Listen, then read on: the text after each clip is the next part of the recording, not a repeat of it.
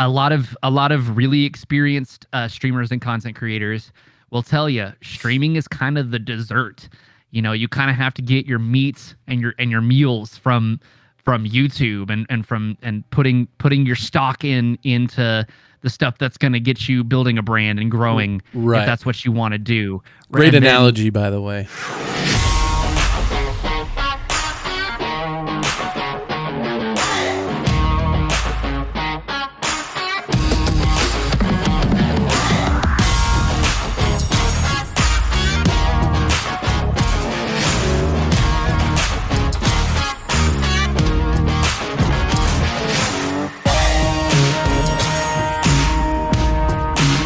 Yo, sick intro. All right, what's cracking, everybody? Welcome to the What's Kraken Podcast. We got you there, Noah? For sure. Cool. All right, guys. Once again, if you don't know Noah, check his links out there. And he is a fellow Content Clinic member. If you don't know what the Content Clinic is, the Content Clinic is Sam's. If you don't know who Sam is, then you probably know who Harris is. But Harris has a video editor named Sam, and Sam has a Twitch team called the Content Clinic, which I am in and Noah is in. So, I don't know, weird flex. But anyways, Noah, go ahead and introduce yourself. Tell us a little bit about who NeatOnTheRocks is. Yeah, guys, I started off as a Twitch streamer back in 2019. I was just streaming whatever games I felt like type of deal, but I wanted to be a streamer. I saw that I had these dreams of aspiring to be the next XQC or the next Ludwig or the next whoever. And I really started to get into kind of the production side of Twitch streaming and then into YouTube. And then I started learning how to produce YouTube videos. And now I'm just super passionate about creating stuff. And specifically, I'm really passionate about getting others to create stuff. So I like to teach people how to make better YouTube videos, how to make, better Twitch streams, more appealing graphics, tell more engaging stories, because I really think that a lot of people are kind of wasting away at a day job, dreaming of doing something, more creative with their lives. And they don't think that they're able to do it because of how, our economy is run and things like that keep them from doing it. Right. And I'm here to teach people how to break through that and, live their dreams and stuff like that. So. Right. Different times we live in. It's content creation is not a concept that has, a lot of people don't fully understand it. You know what I mean? Like our parents' generation, grandparents' generation. My grandma has, you're on, what is that program you're on? I'm just like, it's called Twitch and YouTube, grandma. Yeah. Okay, you're on the television. No, not on the TV. But yeah, no. Sort of. But yeah, no, I totally get you where, you introduce, I kind of do the same thing, tell people tips and tricks to, make better content, whether it's with your audio or your visual or speaking techniques to the camera. I know you're really good at looking at the camera. I got to compliment you on that. I've seen a few of your podcasts and I was definitely a little nervous to have you on the show, not going to lie, because you're really good at interviewing people. You know what I mean? So what do you do to prepare for a podcast? Let me ask you that. Is it Yeah, so I run a podcast called Straight Up the Creator Cast. It's kind of a pun on alcohol because of my name. I don't actually produce any alcohol related content, just kind of for fun. But I started missed it because opportunity I really for started, sure. Yeah, I wanted to dive in because I saw so many. And this isn't a dig on your podcast, of course, but I saw a lot of podcasts that were interviewing people that were just kind of asking surface level questions right. Oh, what do you do? What's fun about making the YouTube video and, stuff like that. And I really felt like that was, missed opportunities. I used to go to conventions and go to panels. And people at panels would ask questions. I'm a super fan of everything I'm a fan of. So people at the panels would ask questions I already knew the answer to. And so I was like, I really wish I could just sit down with some of my favorite people and ask them questions nobody's asked before. Definitely. And so what I do to prepare for that is I usually will get in touch with the person, schedule the interview, and then give them kind of a rundown of the things I want to talk about. And that will usually be topics I've thought really, really hard about. for Sam, for example, I interviewed Sam. I didn't want to ask him like, oh, how'd you get started on YouTube? I wanted to ask him questions like, what made you decide that you being a YouTuber is what you wanted to be? Stuff like that, you know? Right. And so getting prepared, and another thing is I always pick guests that I'm super familiar with, and try to get people that I've already built a relationship with, so that I have kind of that starting point to go off of, you know, that personal relationship that we can dive into the more personal stuff.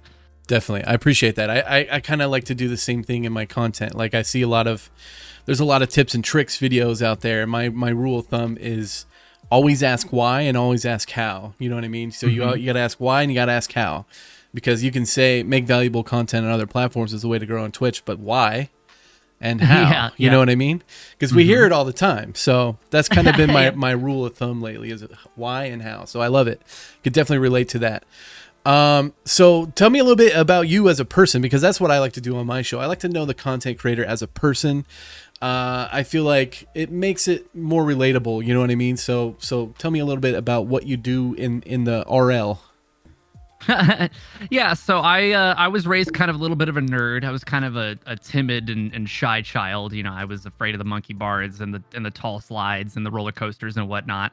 And then I made friends where I could, you know, in the advanced placement classes or whatever, and you know, nerd, going to see Star Wars and you know, and finding people that way. And I kind of had my small group of friends, and then I got to I kind of just had a really great opportunity to go to a semi-decent college for not a lot of money.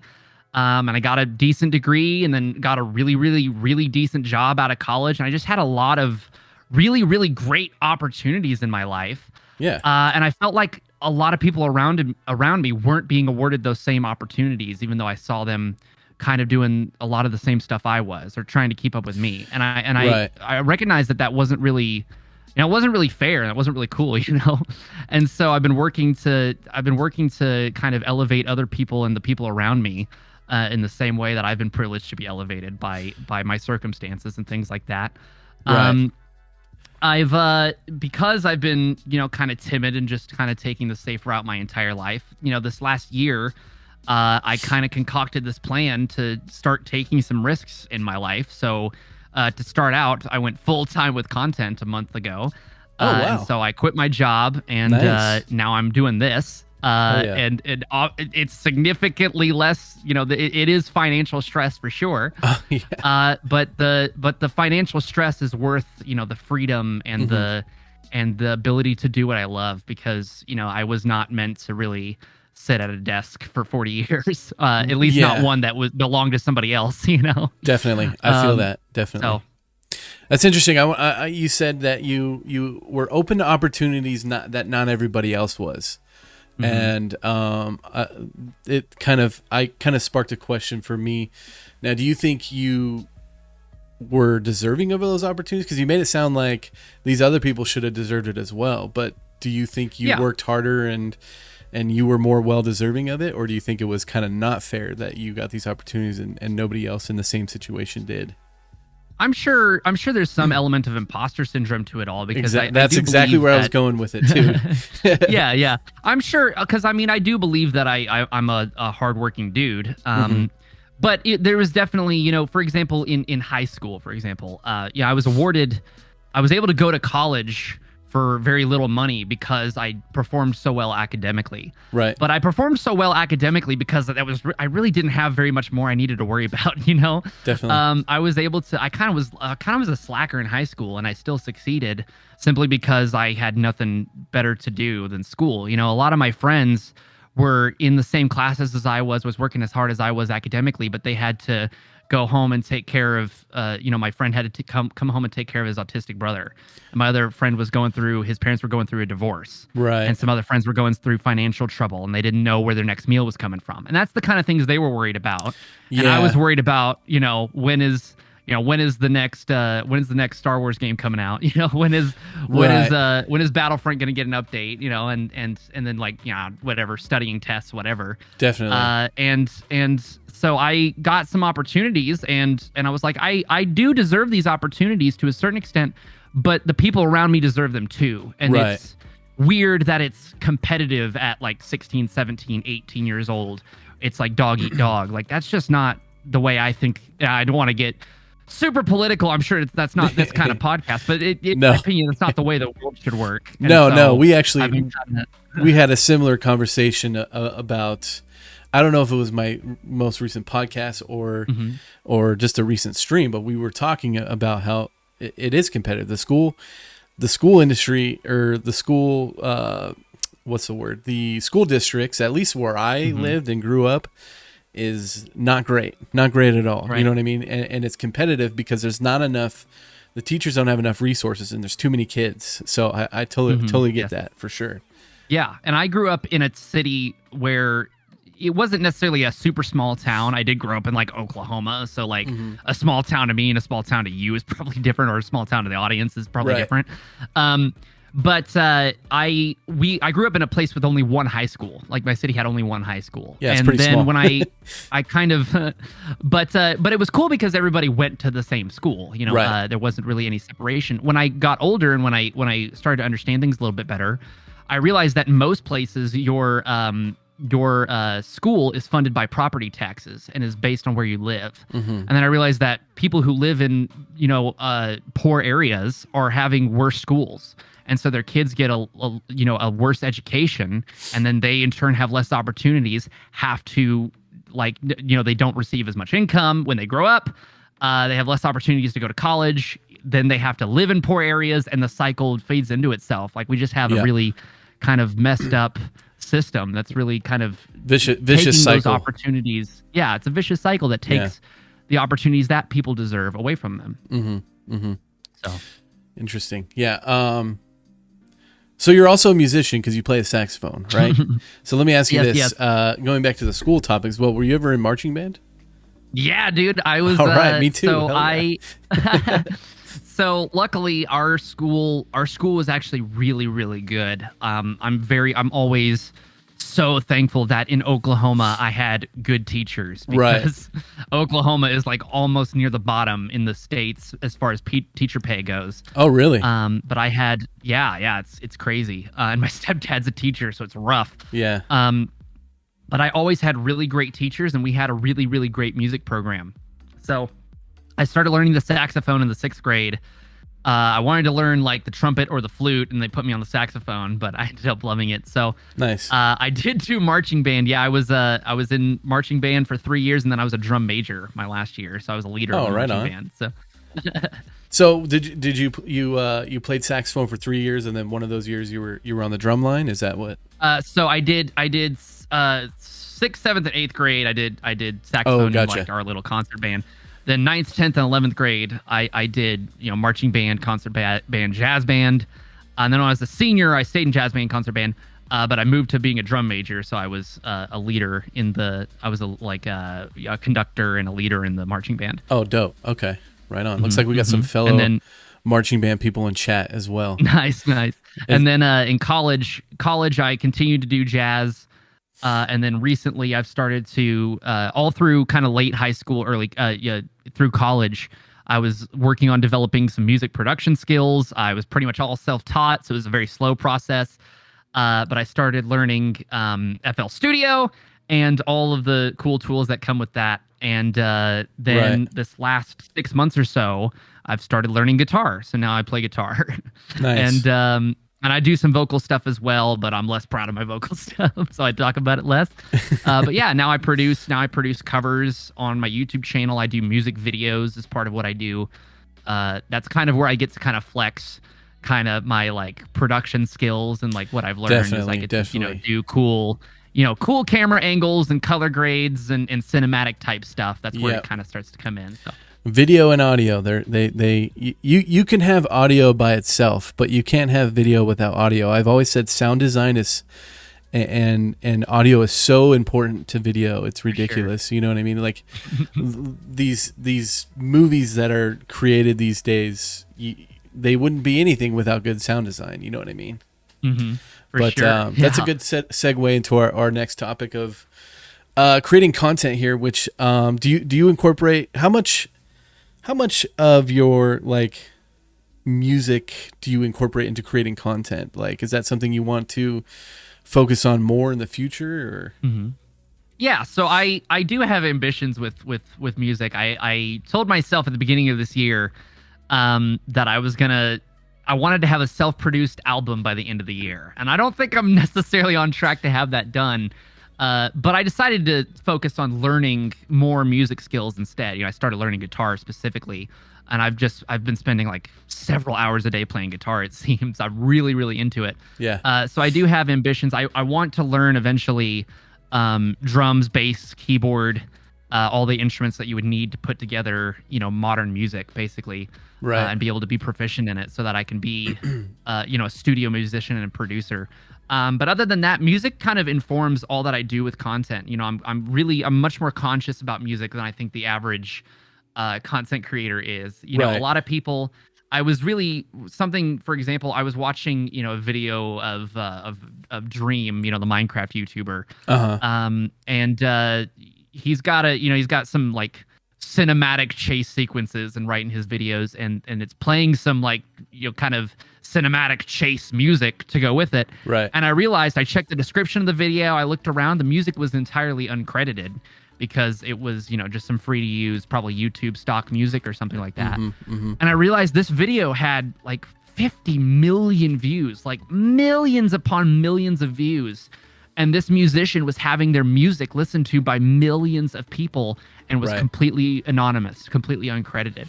And that didn't sit right with me. So for all of the music that I use in my videos, even if it's free to use, even if the license allows me to use it without credit, I put an on-screen credit for the musician that made the music.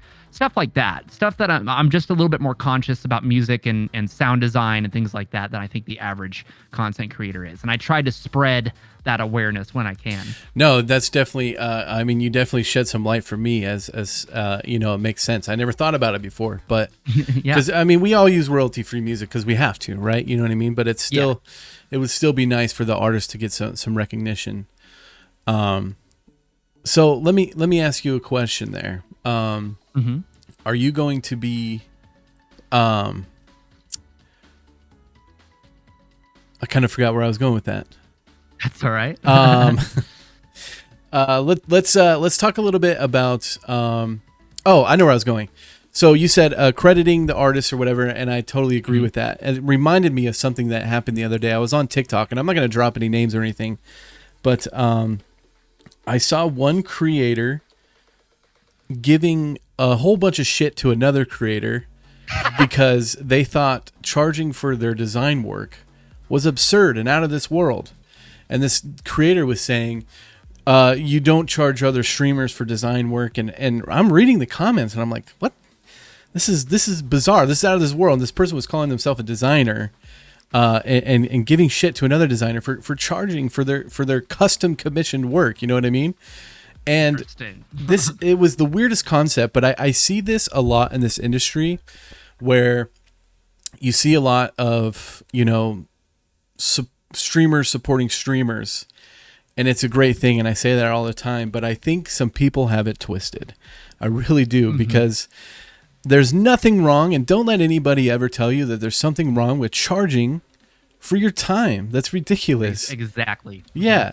So that totally, I kind of wanted to bring that up because that totally reminded me of like giving credit, and then, it just reminded me of that. So I just wanted to throw that out there and kind of get your input on that. Like, do you kind of see that there's some people that maybe, I don't want to call them stupid or ignorant or anything. Maybe they're just not educated enough. You know what I mean? Sure. So, or they need a perspective shift or need to hear another perspective, of course. Exactly. Yeah. It's strange. We live in a very complicated business because it's a very flooded and desirable market, right? It's tough people are trying to get their feet wet and trying to get out there, and a lot of people just want to work and just want to be recognized. And so a lot of people, they're imposter syndrome comes into it sometimes. A lot of people are like, oh, I'm no good. Why would I charge for what I do sometimes? And other people are very kind of entitled about it and say things like, everything should be free and we should be providing each other resources for free, and I should be provided resources for free and things like that. When this was not an affordable path to walk down back in my day. When I was getting started with YouTube, back probably before I was old enough to really understand what I was doing. Right. Back in my day, we had, you had to pay hundreds of dollars for fraps. And then you better have paid hundreds of dollars for a good hard drive, because Fraps was creating hundreds of gigabyte uncompressed files in your computer. Yeah. And then you better be paying hundreds of dollars for Premiere or Sony Vegas so that you can edit. And then and nowadays you can record in OBS completely for free. Yeah. You can stream in OBS completely for free, and you can edit really professional videos in DaVinci Resolve completely for free. Exactly. It is entirely alien to me that it is so accessible to get into content creation these days. Right. And now we have kind of a new generation of people, young and our age and older, who are getting into content creation, that think that because it's on the internet and because it's accessible like this, that everything should be free, or that we should be working for free. And that's just simply not the case. People put a lot of time, a lot of effort, a lot of work into this stuff. And when it comes to quality, there's no limit to the price tag you can put on good quality. It's about, people work really, really hard for this stuff, and they deserve it. People who work deserve to be compensated for their work, in my opinion. So, it's time. It's all time. Time is money. You know what I mean? That statement exactly. is so true. It's up to the creator. You know what I mean? If, like, I have free assets that I give away, you know what I mean? But if somebody comes to me and they want something custom, that's taking my time away. You know what I mean? Giving away free assets benefits me because it draws people into my channel. I mean, I've always been transparent about that. The only reason people do free stuff, well, not the only reason, because I enjoy giving away free stuff. You know what I mean? I like helping out the community. I like seeing people use my design stuff. You know what I mean? So another reason I give away free stuff is also a little bit selfish. You know what I mean? And I think that's okay to say. Sure. I think the thing that people really need to think about is that the most important, I feel the most important concept to understand in this space is the concept of the exchange of value.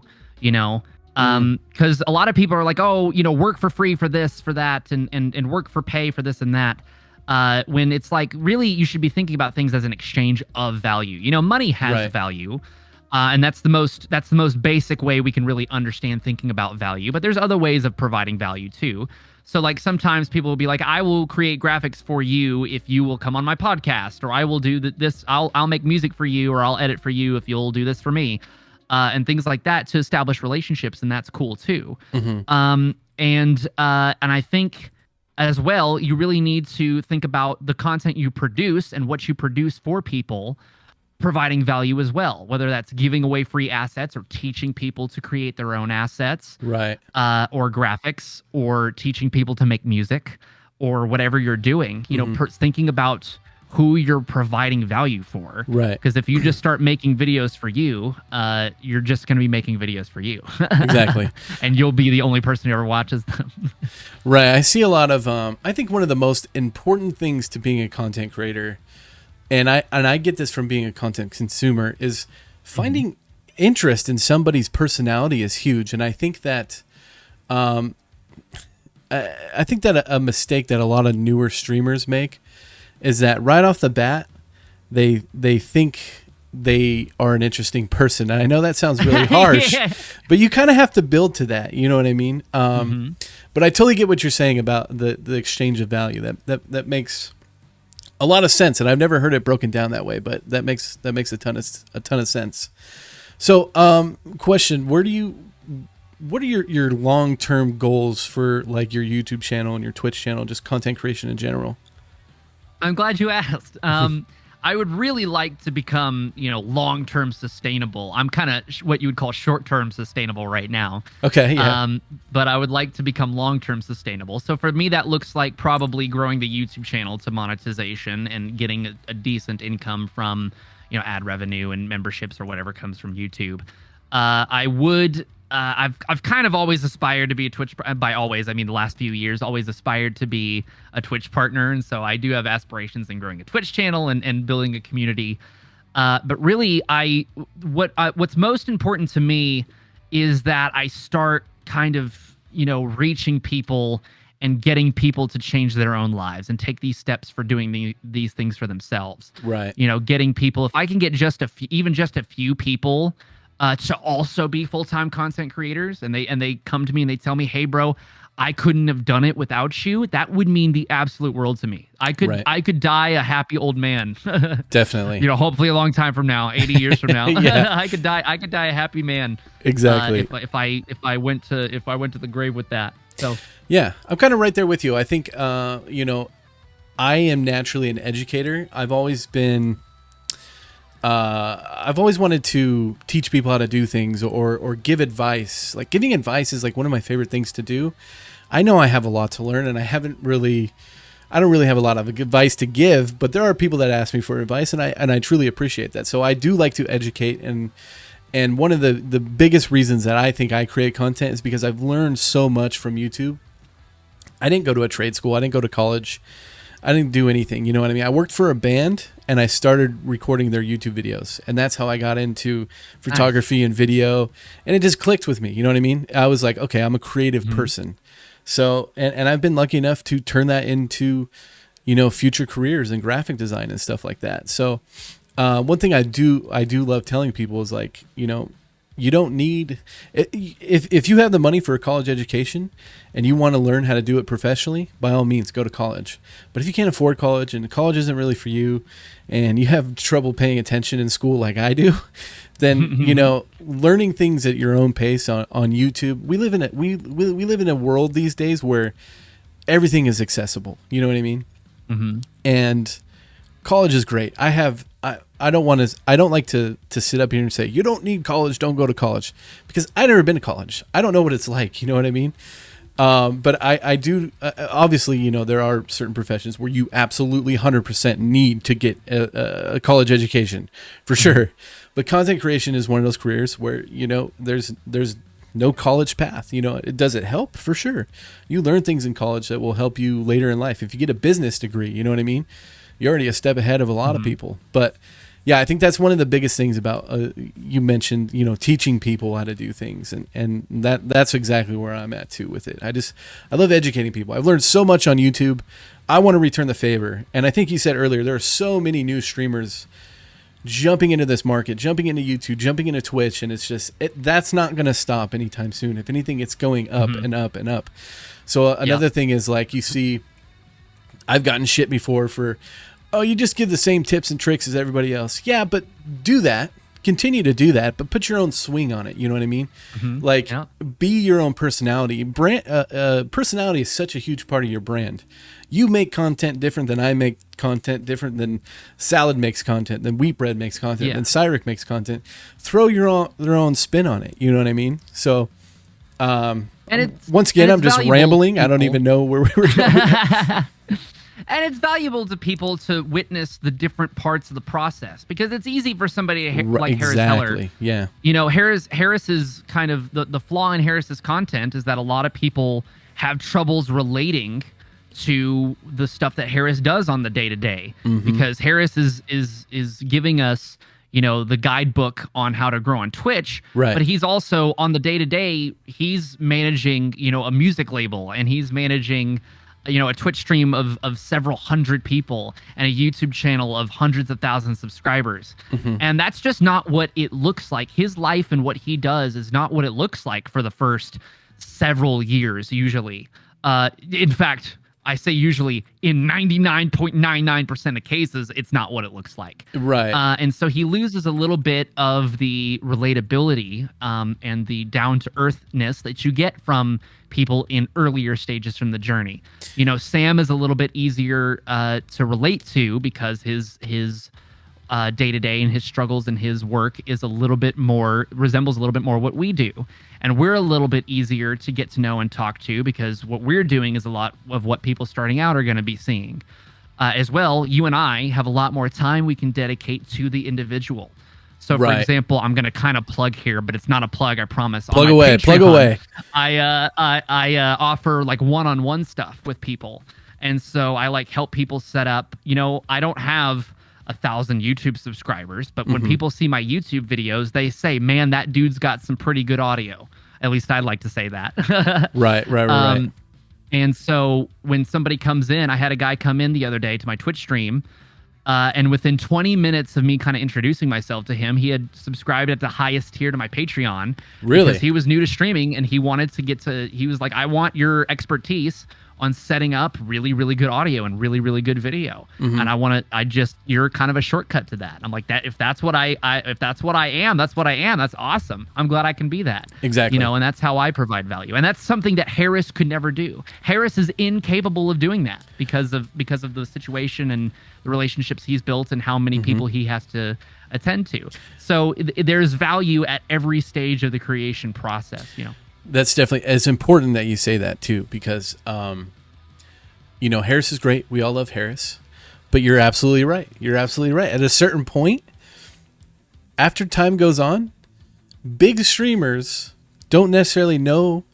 Well, they'll know, but they haven't experienced what it's like to grow on a platform at this point in time. You know what I mean? Yep. And that's what's kind of scary. You know what I mean? So I think he's interesting enough and has built a good enough brand to where he's totally fine.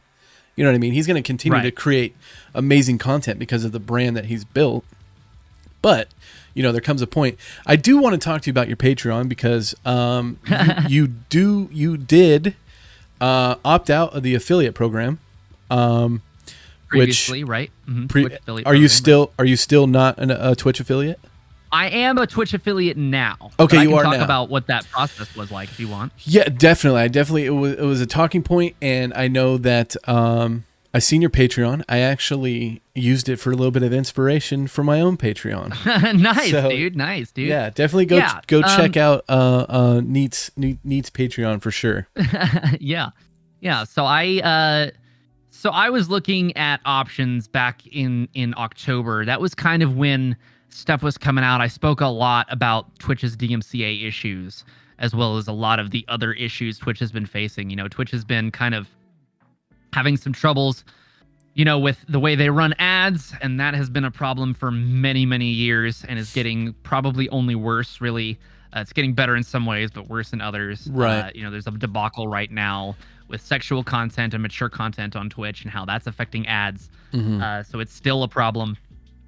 There was DMCA issues, like I mentioned, and then there was a huge kind of Me Too wave on Twitch, and I didn't see Twitch taking a whole lot of action against kind of the abusers and the people that and the people that I think needed action taken against them on the platform. And so I was kind of dissatisfied with the way Twitch was handling their business decisions there for a while. And so I sought Patreon as a way that people could more directly support my content without half of their money going to Twitch. Yeah.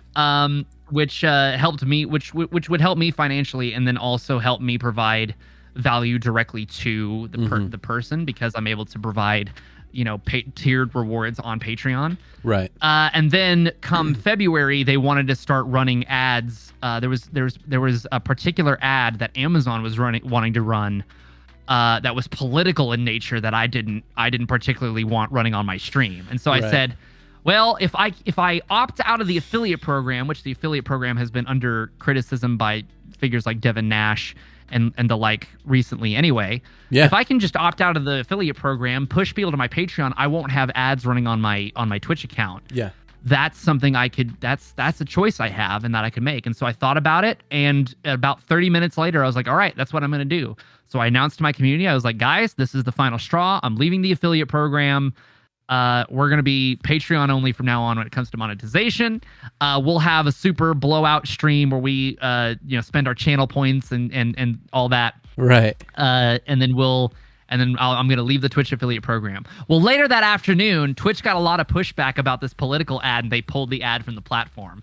So I was like, well, I already committed. Yeah, like, too late now. Too late now. So I went through with it. And then, this past month, I've been really obviously it did happen to coincide about the time I went full time with content. And so there is a financial aspect to it. Obviously, I do make more money as a Twitch affiliate than I do as not a Twitch affiliate. Right. But it's marginal compared to it. It is worth keeping my morals. The big thing was that I saw Twitch was making some strides in moving forward. Yeah. And I had said from the get-go, I said if Twitch makes more strides in moving forward, like pulling the ads when they get, creator feedback, specifically if Twitch shows that they're listening to the creators and the audience and listening to us and showing that we pull weight on the platform, that is when I would be comfortable rejoining the Twitch affiliate program. And this past month, I got the impression that was the direction they were going. They finally added, there was the Twitch has a suggestion board where you can suggest new features and stuff. There was the top suggested feature on there for the longest time was a trans tag and more diverse LGBTQ options for the different tags. Okay. And come a couple of weeks before Pride Month, they announced, hey, we are going to be adding those tags. We're going to be adding as many as they want, as we can. Yeah. And then since then, actually, I've had a couple of friends, like I had a friend suggest that there should be a Jewish tag, and Twitch went ahead and added the Jewish tag when that request went through. And so things like that, plus I think they've been relatively handling how the sexual content kind of meta and debacle and controversy has been playing out. I think Twitch has been doing a semi-decent job in taking feedback and working through, rather than just ignoring it or what I would kind of expect from them in the past. I think they've been doing a better job than I would have expected them to do a year ago or 6 months ago. And so it was with stuff like that I started to say, okay, I think I'm comfortable coming back to the Twitch affiliate program now. So now I'm a Twitch affiliate again. Well, congratulations on your affiliation. Welcome back. Anyway, no, I think I think you stuck to your guns there, and that's you got to respect that for sure. By the way, I just want to say, guys, if you are looking to support a creator and they have a Patreon and it happens to be cheaper or the same price for their first tier as a Twitch sub, you'll get benefits from the Patreon, and they'll get 90% of that money anyway. It depends on what services you get from Patreon. So like you can choose to have a greater cut taken from your income for more features as a creator on Patreon. But generally speaking, it's the standard one that comes with the tiers and stuff that most people use is only 12%. They only take 12%. Much better than over 50%. The 50% that Twitch takes. Right. That Twitch takes from gifted subs and subscriptions in general. So right, not telling you guys what to do, but if you're thinking about it, you might get a little bit more benefit out of a Patreon than a sub. But I understand people like subbing and they don't like ads, and that's a huge benefit. Yeah. Do what you want to do. Definitely don't be persuaded by what I have to say. Just think about what I have to say, I guess. Consider it at least. Yeah, consider it. Let's see here. What are we going to talk about next? I had the notes pulled up, but I had them tabbed out because I had you pulled up. Oh, no worries. Let's talk a little bit about what your community and how you find time to create content, and because this is what I struggle a lot with. I love my community, right? You guys know this. And I enjoy doing free stuff for the community. I enjoy putting free stuff on my Gilded server and free emotes and listening to you guys. But it's becomes harder to do and pay attention so much to the community when you're trying to make content all the time, or maybe work a job and create content. What kind of things do you do with your community? And how do you find time for your community? So it's tough to say because it's going to look different for everybody, I would like to say that I found a lot more time to engage with my community since I went full time with content creation. But in reality, most of my freed up time has gone to my health. So now I'm actually getting sleep. I'm actually exercising as a I'm little bit. vaping I'm actually my health, and I'm like, as I'm I'm eating a little bit better. Right. I'm seeing my family a little bit more. I'm seeing my friends a little bit more. And I'm creating a lot more YouTube content. And I'm able to work with other content creators a lot more. I actually edit for a channel. My friend, she's Alexandra Lynn on most platforms. Please give her a follow. She has now taken me on as the editor of her YouTube channel, and so I've been working well. She's been developing her YouTube channel extremely quickly with my help, and now I'm able to help her a lot more. I'm able to work on her stuff a lot more now that my time is freed up. For me, working with fitting in the community is all about making the most out of the time you do have. Right. So sometimes, maybe a Twitch stream or maybe like something like that isn't the best move for developing relationships in your community. So sometimes I do Discord streams because Discord streams are a little bit more private and they're a little bit more community focused. You don't get discovered on Discord streams. Not that Twitch's discovery is great, but you won't gain any new followers. You won't get any people coming into your Discord because you do a Discord stream. Right.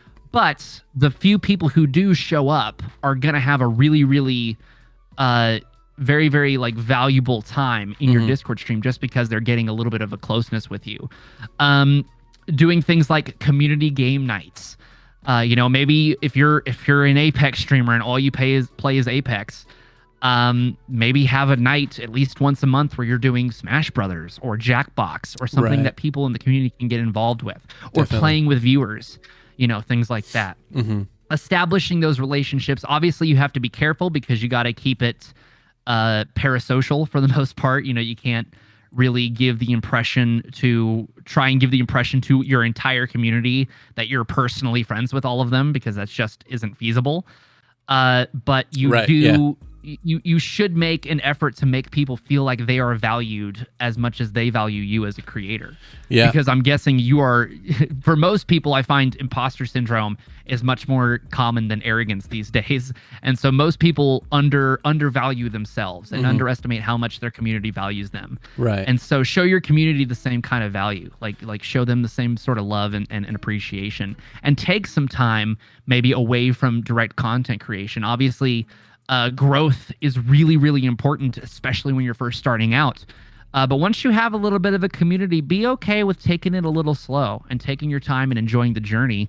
Definitely. And building those lasting relationships with with the people who are sticking with you. Right. Excuse me, sticking with you through the thick and thin. Goodness gracious. You all right? Yeah, I just started coughing there for a second. No, I definitely agree with that. Like I said, it's definitely something. Finding time is definitely something as a content creator you struggle with, especially. So the reason I wanted to talk about this topic, I know we're 47 minutes in now, and we're now just finally talking about time management and stuff like that. But one reason I wanted to bring it up, and it's interesting, very interesting. I had no idea you were going full time, but I think that it's interesting because I'm going back to work, and you quit your job, what, 2 weeks ago, you said? About a month ago. Yeah, about a month ago. Okay. So I'm going to be going back to work finally. But I'm nervous. I'm not going to lie. I am nervous because I've been full time, not on purpose, since I started content creation. But I lost my job during COVID. I worked in a photography studio. Photography was not an essential thing. You know what I mean? So I've been on unemployment, and now I'm going back to work. So it's definitely going to be interesting to see how things are going to play out. And I've always been a firm believer in, time can be found. The more efficiently you work, the more time management you have, and I guess the key to finding time is just working more efficiently. And over the years as a content creator, I know a lot of you guys could probably relate. you find ways to be more efficient. I look at my first YouTube video and the way I filmed it and the way I edited it, it was just not as efficient as the one I did 2 days ago. You know what I mean? So over time as a content creator, you will learn ways to become more efficient in creating your own content.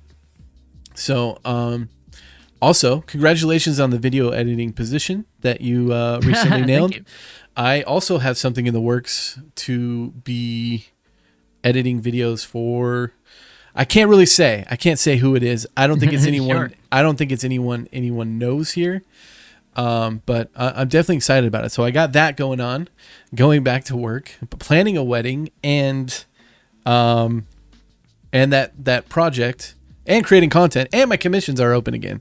So it's definitely going to be interesting to find time. Also I wanted to talk about finding time for content creation when you have a significant other. Are you in a relationship at all, Noah? I'm not at the moment. Thank you for asking. Yeah. What are you doing later? Yeah. That's going to be that's always an interesting topic. Right. It's very important, first of all, that you have a partner that supports what you're doing.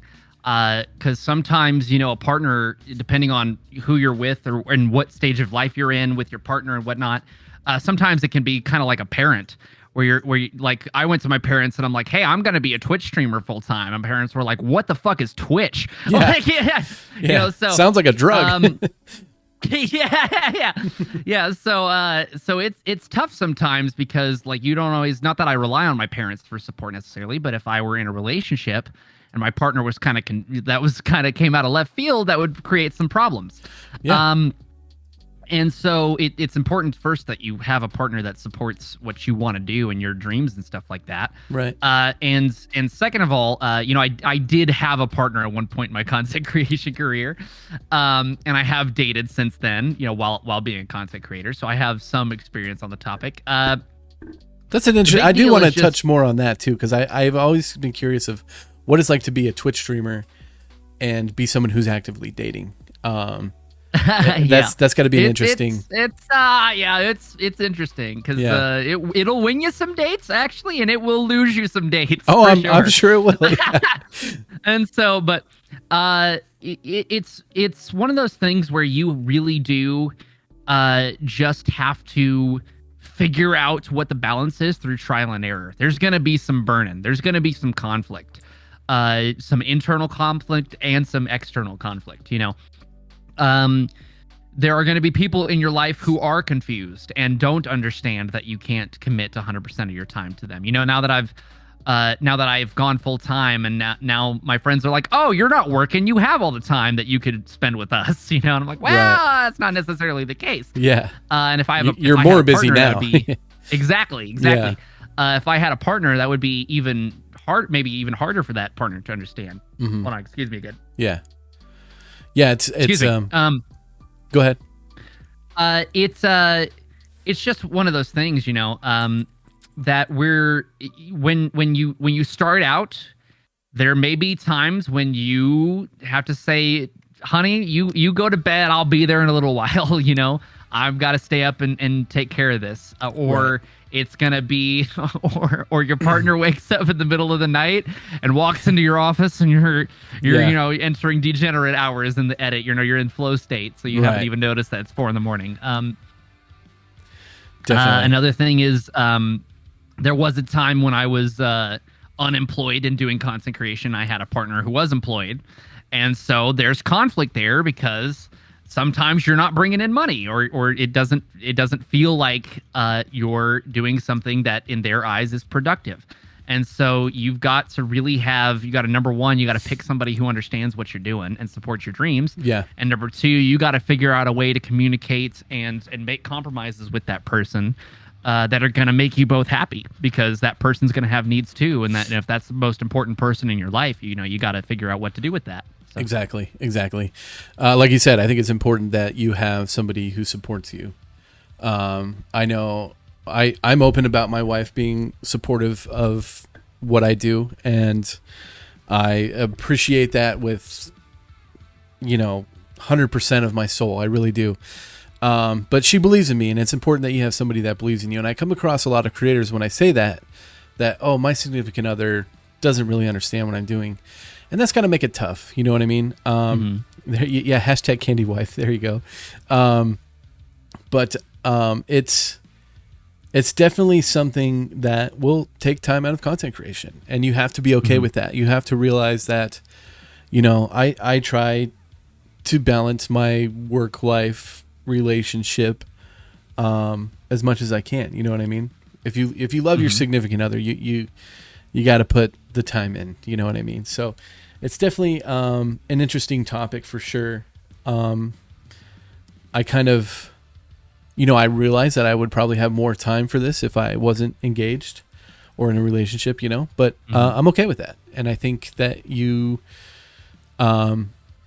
if you're not okay with that, then maybe something's wrong in the relationship. You know what I mean? Right. Yeah. So you got to ask questions. Yeah, you got to ask figure questions. out what the, yeah. For sure. But it's interesting.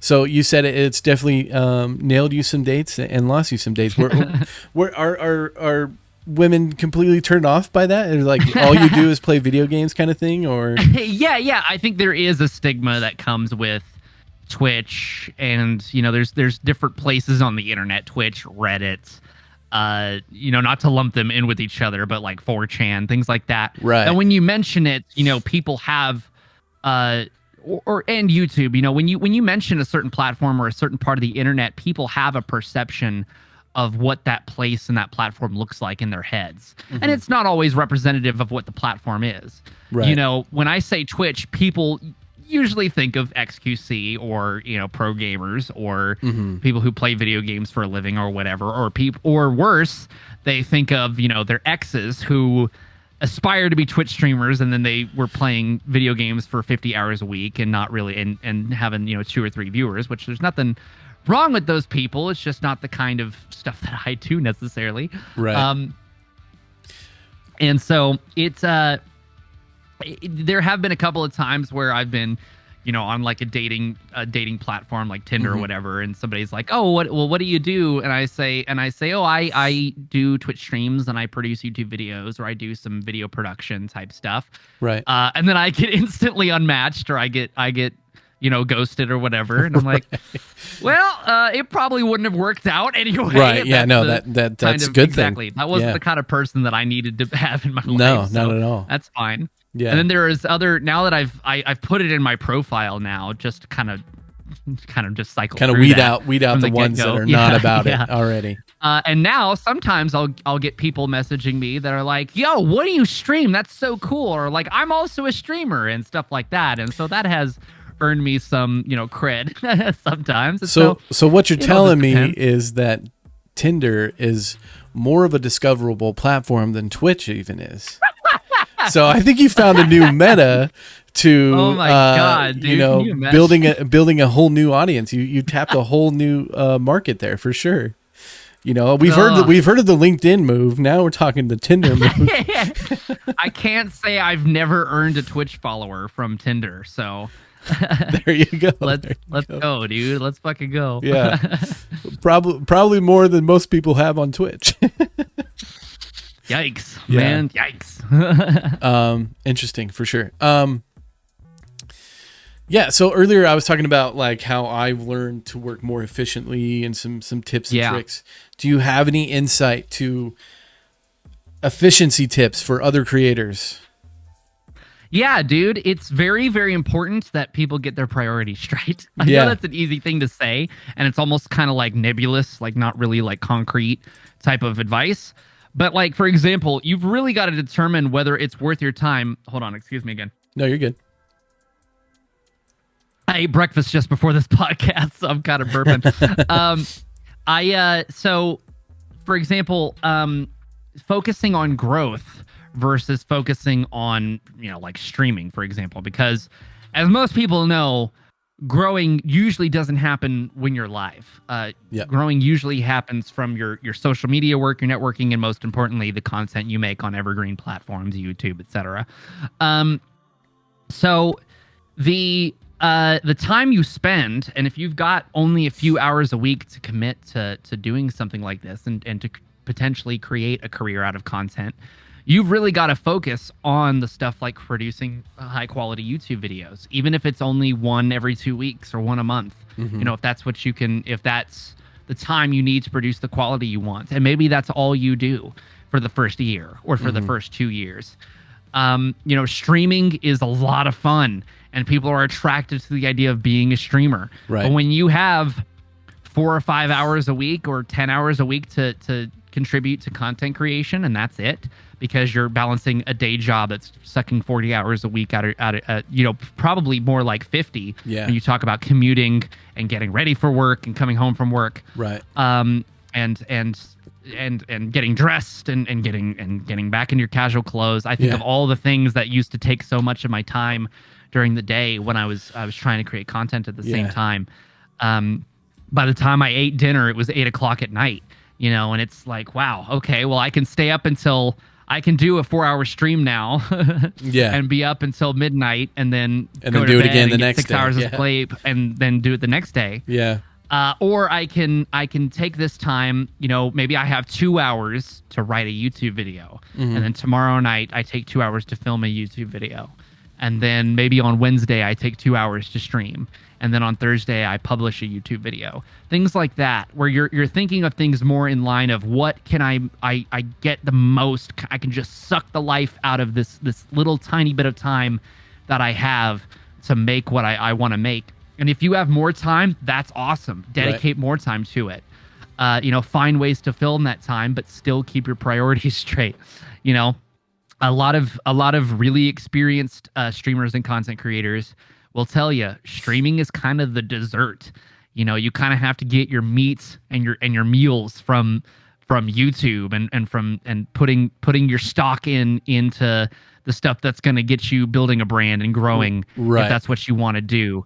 Great analogy, by the way. And then and then Twitch streaming is going to kind of be your dessert, kind of your hangout time with your community, the cashing in of that kind of stuff. And on the other hand, maybe you really, really love what you do for a job, and there are people like that, or maybe you're content with just working for a paycheck.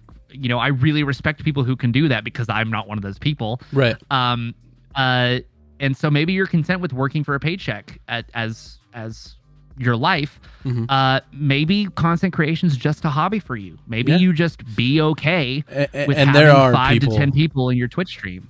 There are people out there that are like that. One thing I think I bring up TikTok a lot because I think there is a real glimpse of the Twitch community in TikTok, because we don't get enough time to watch other content creators and Twitch streamers.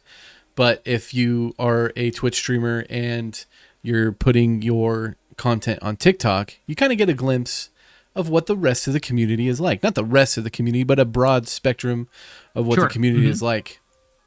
And going back to your topic of lost my train of thought again.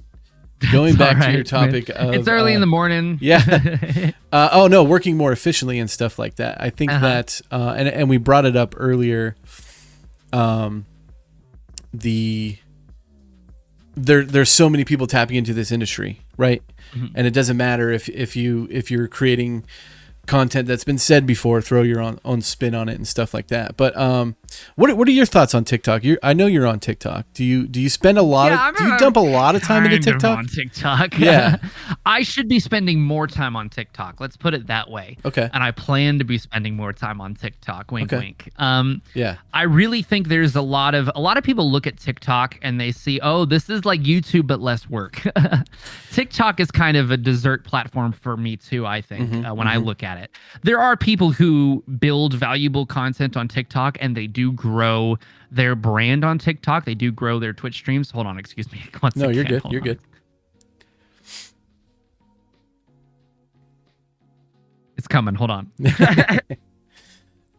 There are people who do build their brand on TikTok and things like that, but I often see, and especially, my friend Alex, I see this a lot. She produces TikToks and she's actually pretty darn good at engineering like viral TikToks. She's got a couple of TikToks that are in like the hundreds of thousands of views. Very nice. Yeah. And she really enjoys that because she's like, man, I can spend, 10, 20, maybe 45 minutes on a TikTok and get hundreds of thousands of views and all this validation from that. Right. Versus she pays me to edit her YouTube videos and she only has 300 YouTube subscribers so far. And so there is kind of but not very many people are from her TikTok are then following her on Twitter or following her on YouTube or following her on Twitch. Exactly. And so people are enjoying the content she's putting out and you're probably laughing at getting a good laugh or getting some value out of the TikTok she's making. But maybe they're not becoming somebody who can become a part of her community and that she can reach out and touch in a more, valuable way, right? In a deeper way, build a deeper connection with. And so I think that TikTok can become a trap in that way, where people kind of get addicted to the validation of getting a whole lot of views on TikTok when those views aren't bringing a whole lot of substance to their content career as a whole. Yeah. And I've experienced that as well. I had a TikTok get like 30,000 views and it was a completely like nothing TikTok that I got like 10 or 15 followers from on TikTok. And then, nobody comes into my Twitch stream like, you're the guy that made the TikTok about the guitar. It just doesn't happen. Whereas my YouTube videos, they may get 100 views, 200 views, sometimes a little bit more if I'm lucky. But people come in and they say, dude, I'm making my first video because of that video you published. Right. Or I now understand what I'm doing because of that video you published. Not all views are created the same, or you know what I mean? So it's one of those things where you've really got to weigh what kind of value you're bringing to people and not just focus on what the numbers game is in that matter. That being said, I do think there is a lot of opportunity to grow on TikTok if you do figure out how to really, really take advantage of the discoverability of the platform to provide really, really super deep, valuable content in a manner that can be presented in less than a minute or however long TikToks can be these days. Some people have found like hacks for longer TikToks. It's interesting. That's interesting you say that because you're totally right. You said you had a video that did 30,000 views and you got 3 followers from it. So it most definitely depends on the content because my top video that I had when it was started to blow up, I woke up one morning and it had 15,000 views. And then by the time noon rolled around, it was at 20,000. Then that night it had 30,000. You know what I mean? And I got like 300 to 450 followers on Twitch. And it's because of what the content was in the video. Exactly. I told people I give away free stuff. You know what I mean? I said, this is, if you want to find free stuff, join my Guilded server. And it just, whatever it was, however I opened the video, I don't know, because I made videos like that before and they didn't do that well. But there's something about this video and I still can't figure it out. I go back and watch it from time to time. I was like, what in this video is attracting people so much that it has now 50,000 views? Because I've made similar videos. And how did I get 300 to 400 Twitch followers because of this video? So it most definitely depends on the content. And I think that's a big misconception for content creators is TikTok views will not translate into YouTube subs and Twitch follows. Unless generally speaking, unless it depends on the content. You know what I mean? So you nailed it on the head. I mean, you pretty much said exactly what I was thinking about the whole TikTok thing. I think we hear a lot. You got to make 2 to 6 TikToks a day. You got to have viral posts. You got to post. Yeah, I know, right? You got to post trending things. And I think that totally makes sense for people who are trying to grow on TikTok.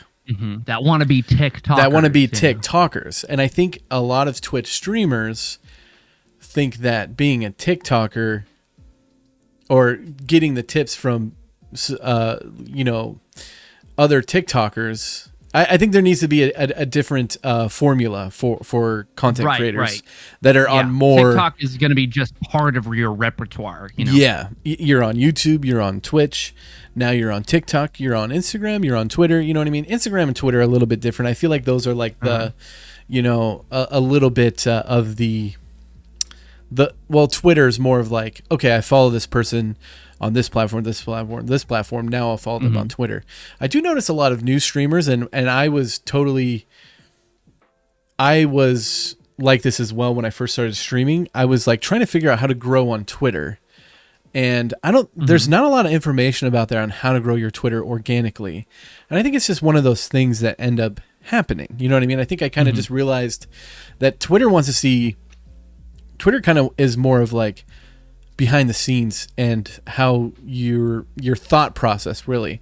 Whereas like, no, it's good to post videos on Twitter. Like sometimes I'll regurgitate my TikTok content onto Twitter and stuff like that. Sure. But I think what I'm learning about Twitter is that it's more just like, hey, I'm going to lay down this thought really quick.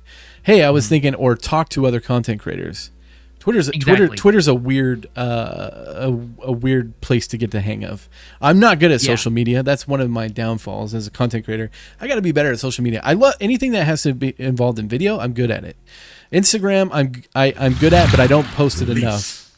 Yo, Kraken Heads, thank you so much for the 2 months. I appreciate you, brother. He said, "Love you, my dude. Love you, brother." Thanks, man. Appreciate you. But yeah, it's Twitter's a weird place. Are you on Instagram as well? Yeah, that's a rough one. That's a good segue into what I like to say. What I kind of tell people, and this is just kind of my opinion. Obviously, everything so far has just been my opinion, but I really think so. There's a concept called Dunbar's number, which is kind of this theory that you can only maintain so many relationships in your life at one time. You know, Dunbar's number is something like 150. You can only really like remember 150 people's names and keep up with them and you know, including your family and friends and everything. Right. I think we have a Dunbar's number for number of platforms we can really balance at the same time. Thank you for saying this. We need to normalize that thought process too. We need to normalize this thought process because there is a lot of people kind of panic when they think there's this expectation that I have to be performing at the level of a TikToker on TikTok and performing on a level of a full-time Twitch streamer on Twitch and putting out a high quality produced YouTube video once a week and being active on Twitter and being active on Instagram. That's a really, really scary idea that you're going to have to be consumed by this like internet life. Right. I really think that the two most important platforms for me right now are Discord and YouTube, or Discord or Gilded, depending on your preference. But any a messaging platform where you can foster a community directly, like Discord, and then something that lets you get in touch and discover an audience, like YouTube. You've got a community and an audience, and you need a way to build both. And so for me, it's Discord and YouTube. For other people, it may be, Gilded and TikTok. It all just depends. For me, those are the big ones. And then for me, my Dunbar's number when it comes to platforms is about 3. I can only really juggle Discord, YouTube, and Twitch. Okay. I post on Twitter quite a bit just because I'm kind of addicted to Twitter and it's kind of a problem. I'm not actually growing Twitter and I'm not actually gaining anything of my brand from Twitter because I'm not actually fostering it the same way I'm fostering my other platforms. Right. And so, but you could use Twitter maybe in place of Discord or in place of Gilded in that kind of formula. And then if you do YouTube streams and you incorporate those into YouTube videos, you could probably add a third platform to that. So you could do Instagram. You could probably do things like syndicate your TikToks to YouTube Shorts and Instagram Reels and things like that. Right. But I don't think we should. You probably should not go in with the expectation that I'm going to create all original content every single day for Instagram, TikTok, Twitter, Discord, YouTube, Twitch. Like it's probably just not going to happen until you are huge. Slash full time / you have a team working with you. Exactly, a team. That's what a lot of people are. That's what a lot of people are doing. I think like I said, I think it's important that is said more because I think a lot of people, including myself, get caught up in this. I feel like I have to be on Instagram because I am a designer. I have to show photos of what I'm doing. And I used to love Instagram. I used to, when I was... Especially as a photographer. Yeah, when I was doing freelance photography, I had my own Instagram for that. And I would post all my photos on there. But then doing Twitch and YouTube and having a Discord and a Gilded, which are pretty much, I treat them identically. The only difference is I like to put my free stuff on Gilded because it looks nicer. It's easier for me to host stuff on there. You know what I mean? But I pretty much, you're absolutely right. Discord and Gilded, Twitch, YouTube. Twitter I don't use it enough because I have this imposter syndrome of like, I know what I should be posting on Twitter, but I don't think anyone cares. You know what I mean? And it goes back to that whole, you know, as a content consumer, I watch who I watch because I'm interested in them. Whether it's I'm semi-interested in them, I'll watch them from time to time, or I'm extremely interested in them. Like, who's a good example? There's this guy called The Fine Print. I don't know if you've ever heard of him. He has a YouTube channel, and he is a van dweller. He lives out of his van. And I'm like, I've always been fascinated with people who build those custom vans and they live out of them. But he's also a gamer, and he creates content from his van. And he talks about how he built his van, how he gets internet in his van. He plays World of Warcraft in his van. He streams from his van, creates YouTube. Nice. I'm just extremely interested in his content. You know what I mean? So, yeah. I, once again, don't know where I was going with that. Just kind of rambling. But well, you were mentioning, like Twitter and getting involved in Twitter and how to really kind of start a discussion on Twitter that brings value to people. Right. Because the problem is that a lot of people use Twitter selfishly. You know, that they're like, I'm posting things about my life and people don't care. Why don't people care? Yeah. And it's like, well, you haven't given people yet a reason to care, because a lot of people post about their life. And, you know, your story, you know, there is a certain element of our story isn't necessarily more or less special than the next person's story. So, giving some kind of value to somebody so that they do care about your story is where it comes from. So for me, Twitter, Twitter for me is not about like the follower counts or like even the tweet engagement. For me, Twitter is about getting the discussion element out of it. Exactly. You learn that. You have to learn that, because when you start creating content and you're new to Twitch and you're like followers, you think the same thing with Twitter. I don't remember the last time I looked at my Twitter followers. You tend to just not care. You know, you care, but you care more about like Twitch and YouTube and TikTok. You know what I mean? Yeah. Whereas Twitter's just like, I'll go have a discussion on there, and you're absolutely right. It's not about the followers; it's about the discussions you have and stuff like that. And people will care about the ratio. They're like, oh, I'm following twice as many people as I have followers. I got to get my ratio. And I'm like, it doesn't matter. Nobody looks at that. No, you look at it on your own page. Yeah, exactly. And I guarantee you've never looked at it at somebody else. And if you have, what are you doing? Like, it doesn't really matter. You know, it's one of those things. As you gain followers on Twitter, you get the privilege of becoming a discussion leader. But in the meantime, you can still participate. Even if you have 0 followers on Twitter, you can still participate in the discussions, you know, follow people relevant to what you want to be talking about. Right. Search topics on Twitter relevant to what you'll be talking about. Our friend Patrick Sterling, he's kicking ass. Yeah. He follows the Gary V idea. The Gary V advice is literally search the topic. You know, Gary V used to run, or still runs a wine store, an online wine store. He would search up wine, the topic wine on Twitter, just the word wine.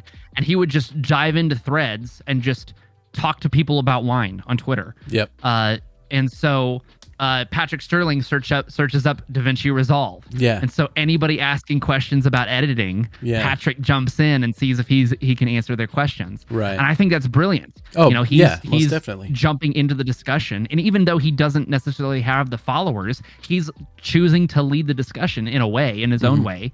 And that's something you can do as well. And then you're providing value to people. And so people tend to, when you provide value to somebody, people tend to want to return it. People tend to feel indebted. And, you know, obviously don't just do things for selfish reasons. You got to come from a place of wanting to help people for real. Yeah. But be prepared to also receive some benefit from it. And that's a pretty cool thing. You know, everybody wins. So. Definitely. Yeah, Patrick, he's for those of you who don't know, Patrick Sterling is a YouTuber. He doesn't stream on Twitch. I know that. Does he stream on YouTube now? He does some streams on YouTube occasionally. Yeah, he's starting to dive into it. I know a lot of you content creators and Twitch streamers out there use DaVinci Resolve. First of all, Noah is a Resolve user, but Patrick Sterling has a ton of YouTube videos about how to get started on DaVinci Resolve and stuff like that. Noah, you have tutorial videos as well, right? Yeah. I actually, I've got a few kind of like scattered tutorials on editing in DaVinci Resolve, and I actually just started a series. Right. I've got, I haven't really told anybody that this is the concept, but the concept is I came up with the idea. I wanted somebody to have 30 days of Resolve videos. So like the idea being you watch one a day, and at the end of the 30 days, you know how to edit as well as I do. like a lesson, like a lesson plan or like almost. Yeah, exactly. And so I put together a list of 30 video concepts that basically make up all of the techniques I use to edit videos. Okay. And I'm now what you might call a professional video editor, since I edit as a profession. So there you go. So the idea is that in a month you could potentially be a professional video editor by watching this series. So I just started that. So I just started providing some editing tips. Patrick is really, really great. He is one of the most brilliant people I've ever met in Resolve's Fusion tab, which is kind of Resolve's version of After Effects. Right. So he is really, really good at creating some really, really cool compositing stuff that nobody else is really doing right now on YouTube. So, gotcha. Yeah, I don't know much about Resolve. I've been a Premiere Pro user before I was even streaming. You know what I mean? I've been giving my money to Adobe for the past 12 years, I think. Oh no! But you know what? I love it. I love Premiere Pro. I think that that's the first time I've ever heard that. I think I'm the only Content Clinic member that feels that way. And I feel the effects of it too, because I get a lot of audience from other Content Clinic members, and they see me using Adobe and they question me. And I'm like, listen, I use Premiere Pro. You could use whatever you want, but this is what I'm going to use. But I think I've been thinking about diving into Resolve. I left a bad taste in my mouth because I jumped right into it and got right into the Fusion tab. So, that'll put you off if you've been used to After Effects for 12 years. Yeah. Oh, and I love After Effects. I mean, I understand people's complaints about Premiere Pro. I do, but I love After Effects. And even when After Effects is hard to argue with. Even when I used a Mac, I used to work off Macs for work. I didn't use Final Cut and I didn't use Apple Motion. I used Premiere Pro and After Effects. I know a lot of people would disagree with me. You know what's weird is it's very, and it's probably has a lot to do with Sam. It probably really does have a lot to do with Sam and some other big names in the industry. I think like even Epos Vox uses DaVinci Resolve. But I think he's switching to it basically, or is becoming an advocate for it. Right. At least I'm not sure if he uses it or has used it forever. For his own videos, but I think he's either switching to it or has switched to it, or he's at least an advocate for it now. Right. I think in this industry, it's so popular, and it's weird because I go talk to my friends that are in other creative industries that aren't content creation, and they're like, "Wait, what's Resolve? What?" No, I mean they know what Resolve is, but like, why aren't you using Adobe? Or I use Affinity. Like I love Affinity.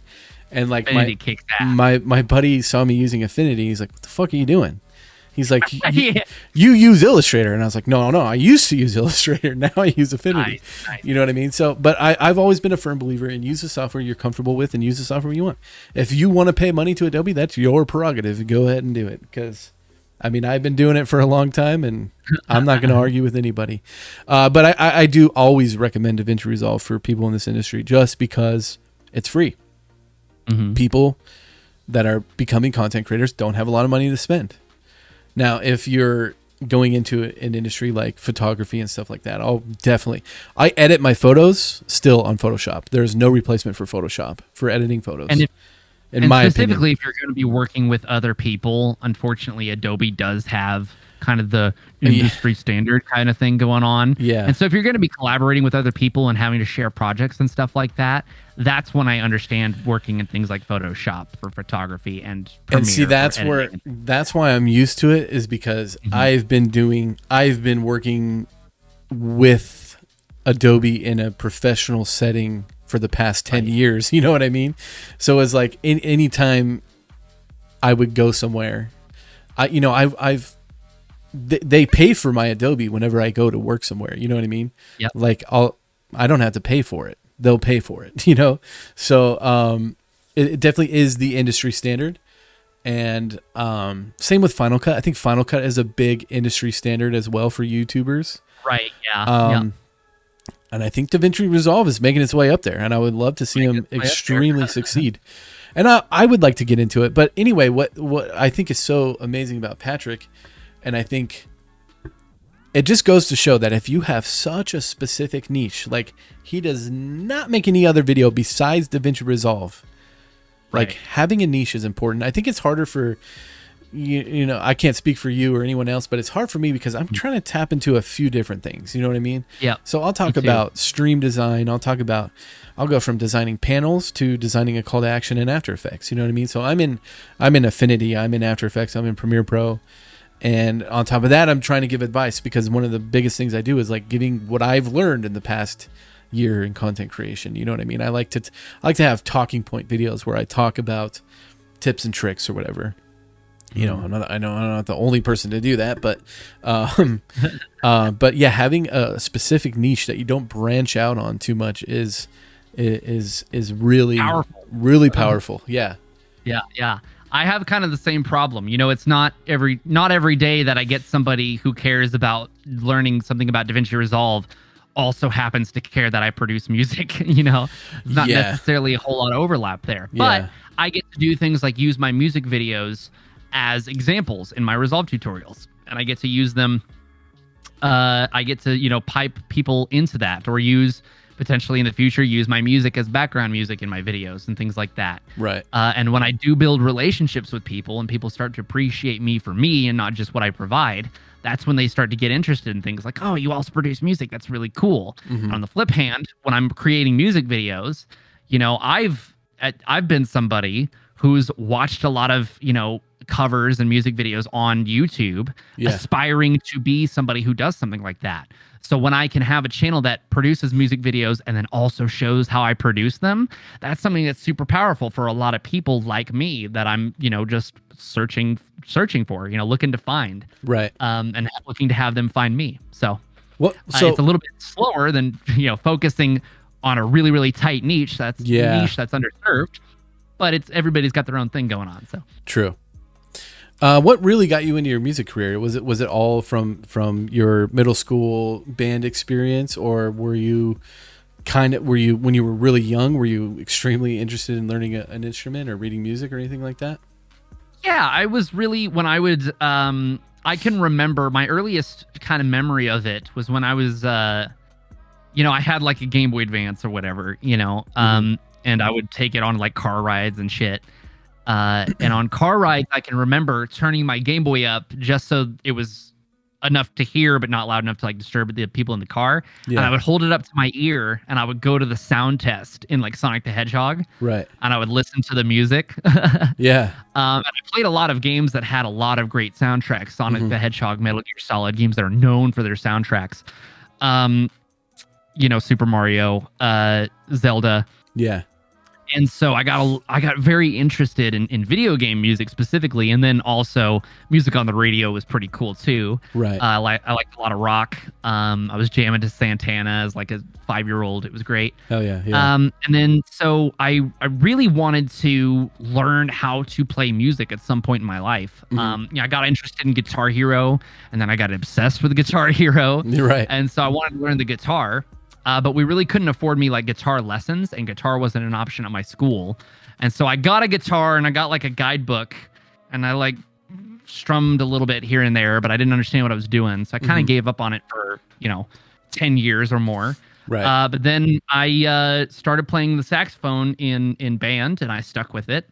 and I enjoyed making music. And then I got into jazz. And I enjoyed playing jazz, and then I got into improv through jazz, and then I got into production. And it's been just a slope of now I'm a musician. That's just who I am and what I do.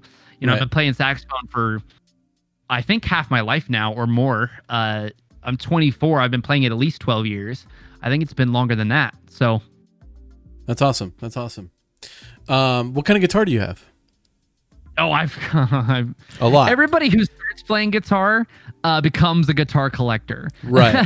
No, yeah, for sure. So it's an expensive hobby. See it if I lift my microphone arm a little bit. I've got a Fender Stratocaster is the newest one in my collection. It's just a standard. It's like a player series. It's like the lowest tier Stratocaster you can really buy from Fender. Right.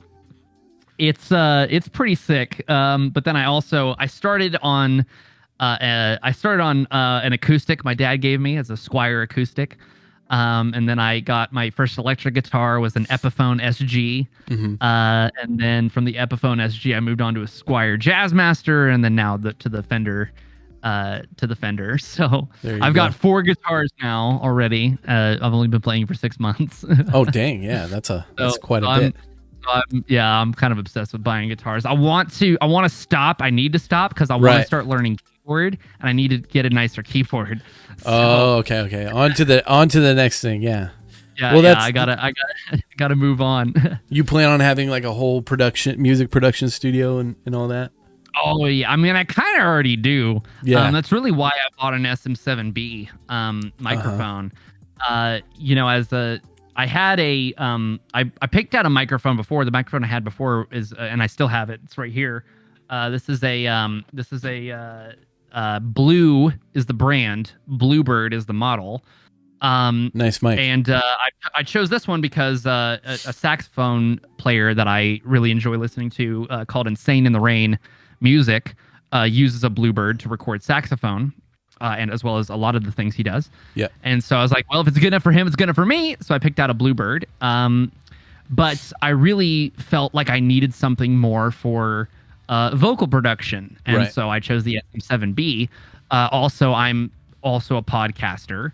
And I try to, and production quality and high level production quality is really important to me in my YouTube and Twitch career. Yeah. So I went with the SM7B because it is something that's kind of, the industry standard. Yeah. There we go. For podcasting and vocal production and things like that. So Right. Very good. Very good. Nice. Yeah, the SM7B is like everyone's either that or the RE, what is the RE RE30 or whatever it is? Is that it? The I forget what it's called, but I see that one all the time. Pokimane used to use it. Yeah, Pokimane. Everyone has those 2 mics for sure, and there's a reason. You know what I mean? There's a reason people use those mics. SM7B sounds great. 45, something like that. RE45, yeah. Is that it? Yeah. Yeah, I think so. I don't know.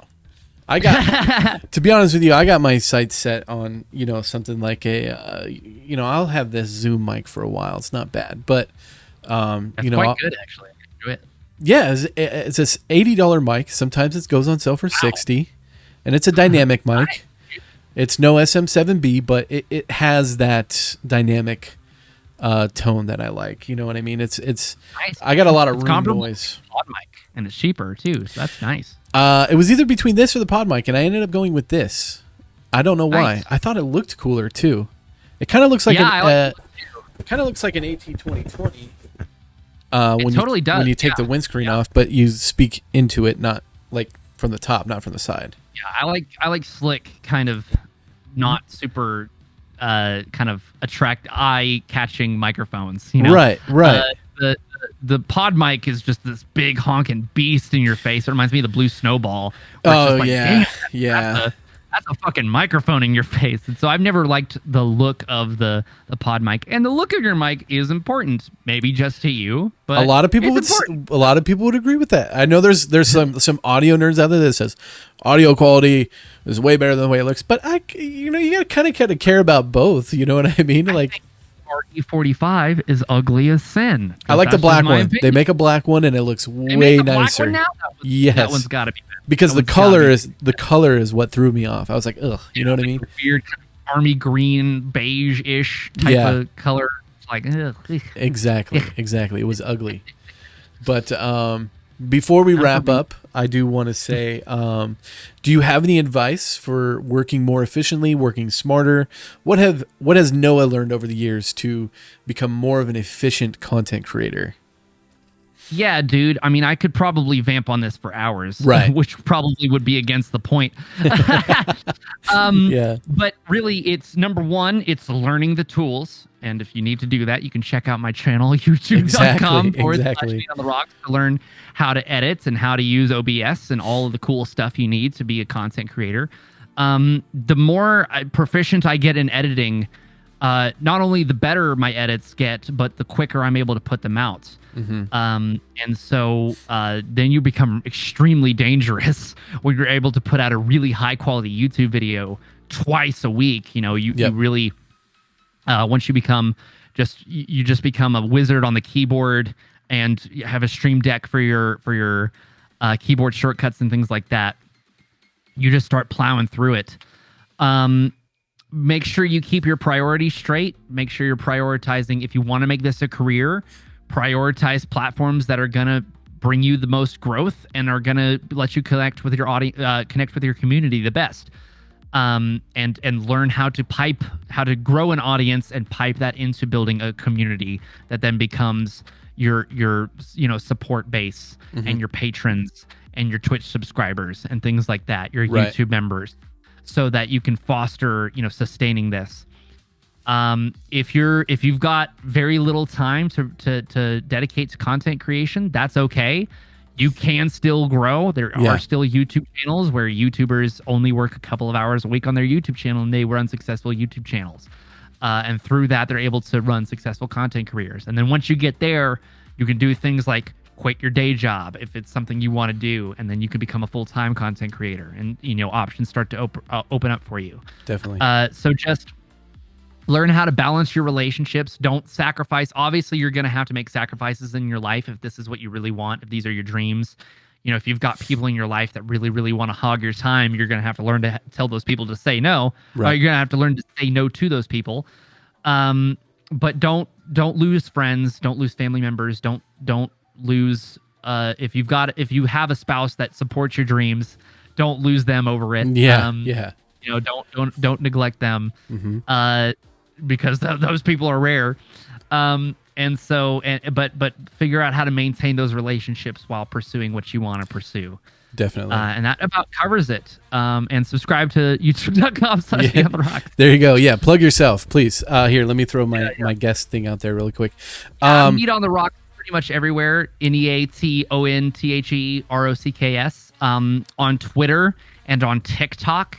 Rocks is with an X instead of a CKS because I created profiles earlier that I then abandoned and then had to make a new one. Oh shit. Okay. But other than that, it's pretty much the same on all platforms. You should be able to find me pretty much everywhere. So gotcha. I think you pretty much nailed it on the head. It's funny. I actually yesterday released a video on YouTube that was full-time tips and tricks to become a full-time content creator. Things I've learned over the year that I think are important and crucial to becoming a full-time content creator. And you pretty much nailed it on the head. I think one of the topics on there was learn the skills needed to succeed. Mandy, how we doing? What's cracking? Oh, what's Mandy, up, Mandy? Mandy with the 2 months. Thank you so much. It's Noah. Yeah. Anyway, learning the skills needed to succeed. Not only learning them, but learning how to use them efficiently. I think the most important part is learning how to efficiently use a video editing software, learning how to efficiently use OBS. I don't. How do you do your YouTube videos, by the way? Do you shoot in OBS or are you shooting raw out of the camera?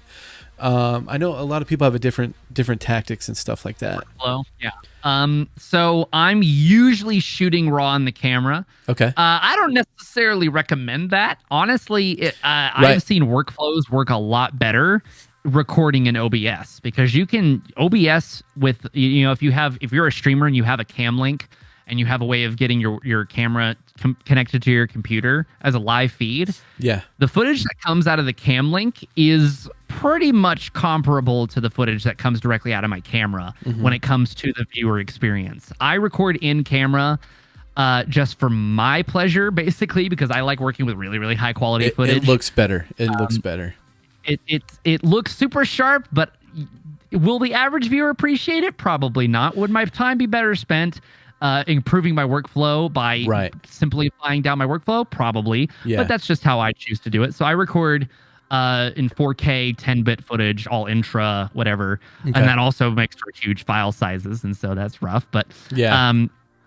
And so I put those into, and then I take those and throw them into the editing program. Sometimes I will, if I'm recording like a Resolve tutorial, I'll do screen capture through OBS for Resolve. And I'll usually record I'm always recording my audio in OBS because I'm using my Go XLR and my microphone and whatnot, because I use the same microphone for my videos usually that I do in my Twitch streams.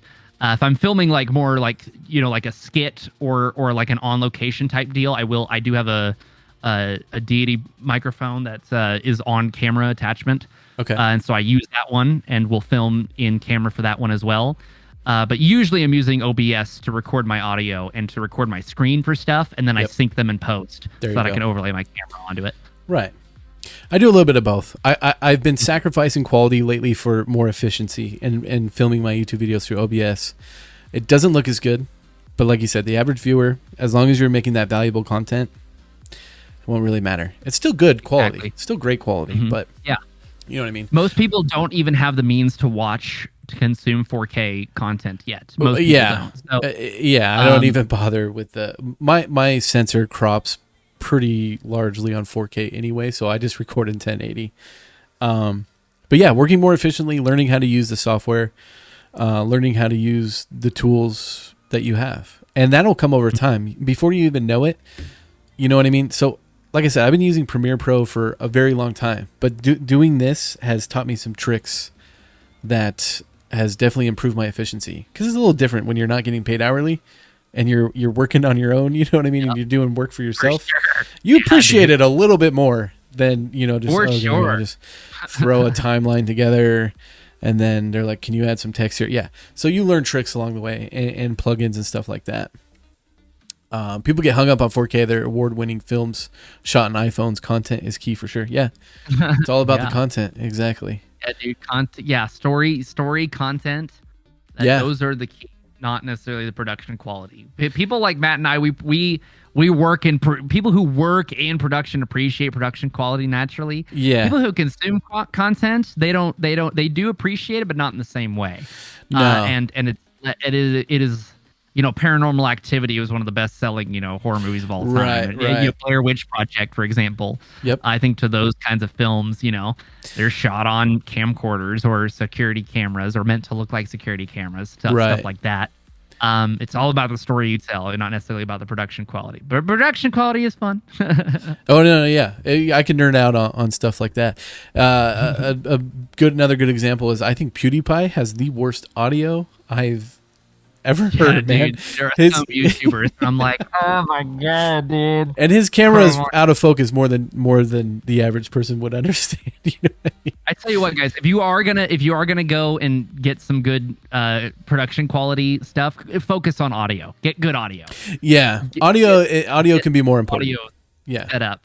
I'm the audio guy, and so people don't take my word for it as much when I say audio is really, really important. But believe me, because I'm the audio guy. Audio is the most important thing. I'm not an audio guy. I've learned a lot about audio since I started streaming, but I'm more of a video guy and photo guy. Don't buy an expensive camera. Buy a better microphone. Now, here's the thing: you can get a good microphone for $100, under $100. You know, I wouldn't spend $30. I'd up it to like 60, at least $60. Yeah, at least what you've got, because what you've got sounds pretty darn good. This is like this perfect starting podcaster / streaming microphone. That and like a Samsung Q2U. How to use your microphone and learn how to audio process and EQ and all those things. Yeah. I will soon be coming out with a tutorial to do so in DaVinci Resolve, for example. I'm gonna definitely watch it. Do you have time for Q&As? Yeah, dude, let's do it. I'm All super right. pumped. All right, chat. If you had any questions, it could be about literally whatever. If you have any questions for time management, Tell you what, can I take a quick bathroom break while You got it. while the question? All right. Yeah, you got it, bro. So chat, load up any questions you got, and then when Noah gets back, we'll kind of just take turns answering them, and or they don't even have to be questions; they could just be statements. Whatever floats your guys' boat. You know what I need? A drink. A little bit of wetting my whistle.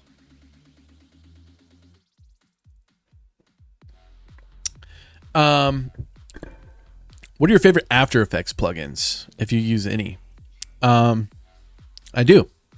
I use AE Juice. Here, I'll write it in chat. It's AE Juice. I also use Mr. Horse. Mr. Horse. Those are my two favorite. They both have paid for plugins, but I use their free versions, and their free versions offer a lot of useful things. So Mr. Horse, what Mr. Horse does is they offer a wide variety of tools inside of their free pack. So they offer what's called a keyframe wingman, which is kind of allows you to cheat the graph editor. So a lot of people, including myself, are intimidated by the graph editor, right? Once you learn the graph editor, it's not that hard. But essentially what Mr. Horse has is a little slider that can adjust really smooth animations instead of going into the graph editor. So you can start fast, in the middle be slow, and then end fast. You know what I mean? So Keyframe Wingman is part of that. They have some transition presets that are freaking awesome for like text or anything like that. What else do they have? They have a handy little tool called Anchor Point Mover, where they show you a box and you can move the anchor point from the center, top left, top right, bottom left, bottom right. Stuff like that. They also have a plugin for Premiere Pro, which offers some sound effects, free transitions, free text boxes, a lot of stuff. I only use their free stuff, but the only thing I do pay for, and it's because they have an Adobe plugin, is Motion Array. A lot of you guys have heard of Motion Array on the browser, but if you have Adobe, they have a plugin, and I can download it straight from Adobe, and it makes it super useful. So yeah, AE Juice, Mr. Horse, Motion Array. They've become, very useful toolkits inside of my workflow. Without replying the same time every week, what method of consistency do you find works better? Weekly, daily, multiple daily? I'll hang up and listen for the answer. Did you want to answer Fanjecture's question really quick? Yeah, Fanjecture's a cool dude. Check out his stuff, everybody. I actually know of Fanjecture because of you. He beat me on your video. Oh yeah, yeah. He won. That's how I know Fanjecture. Yeah, but ever since then I've been a fan though, for sure. Yeah, dude, he kicks ass. Yeah. For those that need context, Fanjecture and Matt both entered a contest I had ran for to get people to make YouTube videos. And Matt posted. I make fun of Matt. I tell people he cheated. Matt posted his engagement video, and I was like, "Oh man, he's pulling on the heartstrings, dude." It was really, really well produced. But Fanjecture also produced a fantastic video, and we had the had the chat vote, and Fanjecture ended up pulling out the win for the contest. It was definitely awesome. So for me, it obviously. I'm going to take the other cop-out answer. It depends. But it's really, it does depend on like the platform that you're talking about, because obviously like twice daily Twitch streams is probably excessive. Twice daily YouTube videos, probably excessive. Twice daily TikToks, maybe, twice daily tweets, maybe. So it does depend on the platform. I would find a way to schedule or find ways to kind of format how your weeks look, or how your workflow operates on a like more than a day's basis. At least plan a few days ahead, even if you don't have like a strict weekly schedule you follow. I know I don't necessarily have like a YouTube upload schedule, for example. But I do at least plan a couple of days in advance. Like, okay, like for example, the other night, I wanted to shoot for a music video, and I knew I had to shoot at night for the music video. So I cleared out. I was like, okay, tonight or that night, I will be filming that music video. And then Alex will send me stuff. She'll be like, hey, I've sent you this footage. I would like to have this video out by next Wednesday. And of course, she's Australian, so for me, that means Tuesday. So like last night, I stayed up working on that video with her, for example. And so I'm always planning at least a couple days in advance of what I want to do. I'm not somebody who works very well in a very strict schedule. It's part of the reason I didn't excel well in an office environment. And so I don't tie myself down to a schedule too much. But I at least like to, I do perform better when I schedule out my days. So I also recommend getting yourself, like when you're kind of winding down for bed, maybe pulling out a little bit of a planner. And even if you don't even reference it the next day, even just putting your ideas down for what you want your next day to look like helps you manifest a more organized day. Putting like if I put things like wake up, exercise, do some Beat Saber, which is my favorite form of exercise. Yeah, there you go. Do some Beat Saber, eat breakfast, work on this video, stream, etc., and have that kind of laid out. I find that I tend to work better. But obviously, I'm somebody who suffers from ADHD. I'm somebody who has ADHD, and so my workflow looks way different, and my schedule looks way different than the next person will. So it really does depend. I really can't give you a strict answer, but that's probably my best answer. I'm gonna have to agree with you. It does depend. I think it revolves around your life schedule as well. So like I'll have days where I plan my days around my wife's work schedule. So I'm busier doing content creation stuff while she's at work. That's why I'm not really active at night, because she's at home and that's my time with her. So I'll spend the good portions of my mornings and afternoons where I have free time, creating. Some days I'll create 5 or 6 TikToks. You know what I mean? Mm-hmm. Other days I'll focus on a YouTube video. So I think how I break it down is I can create more TikToks, so I spend more time on TikToks, and then I'll look at what I can cut down into YouTube. And when I say TikToks, I also do YouTube Shorts. I don't post everything on TikTok that I do on YouTube Shorts, because I don't think some things is necessary.